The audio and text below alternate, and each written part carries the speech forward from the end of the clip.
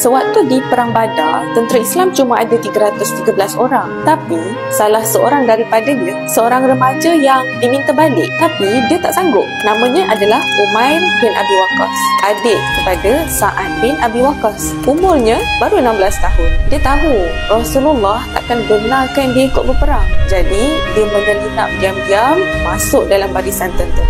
Bila Rasulullah nampak dia, baginda suruh Umair balik. Tapi Umar menangis. Dia merayu-rayu untuk tetap ikut berperang. Dia cakap, aku nak syahid ya Rasulullah.